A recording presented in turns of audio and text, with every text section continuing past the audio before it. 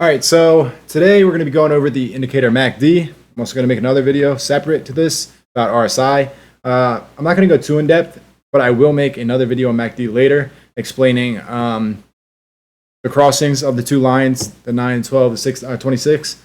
Anyway, you don't need to know that now. Right now, we're just looking at MACD. All right, and the simplest way to use MACD, just like RSI, is you're looking for trend reversals, reversals in general, right? Being oversold or overbought, and possible bullish or bearish moves. Okay, easiest way to do that on MACD is look for bearish or bullish divergence, right?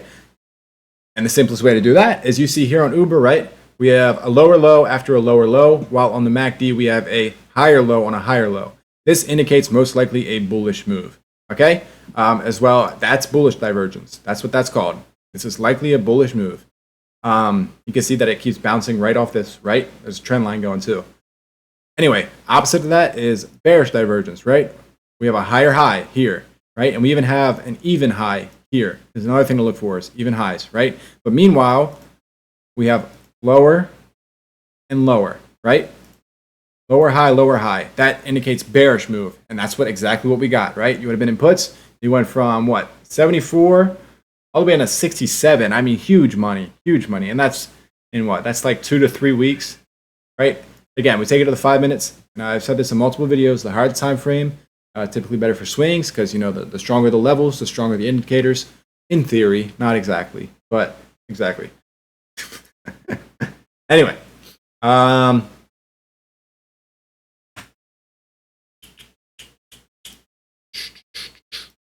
let's go over here.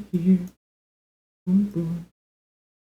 So this is, it's still bearish on the 5. You can see down, lower, right? But if this actually doesn't make a lower low, like it does here, then that's actually possibly a sign, just like we saw on the 30, for a bullish move, right? Oh, look, here actually is a pretty good example, right? You can see, boom, here, we have this dip, and this is a lower low. But then here, right, we see a higher low. And what we get after that, on the 5 minutes, boom, move up. A nice move up as well, right?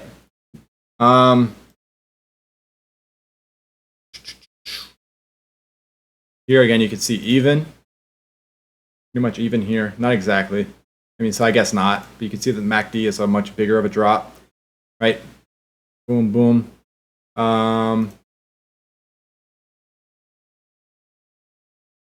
I mean, it's just a steady lower low. So this still, if it's saying lower lows, still pretty much a bullish or a bearish move. I mean, here again, like we have equal, right? Even though here we're down, bearish move. We did try to break down, but then you can see it comes up here, right back above, right? And that is a higher high to a higher high. You have equal here. Look at this is a perfect example as well. Bullish divergence, right? You have the same boom, boom, same level pretty much, right? You have a higher high. Next thing you know, we're up here, right? So that's just some ways to use MACD. It's probably the easiest way, simplest way. Look out for things like that. Again, it's not exact. It's just use it like RSI, and people use it with a mix of RSI, right? And I might even make a video on how to use both together because there are ways to mix and match them. Another thing to look out for is crosses of these lines, which again, I will make a video more in depth on that as well. But yeah, I mean, that's pretty much all I wanted to cover today. Things to look out for. Again, boom, boom, boom, boom, boom, boom, right?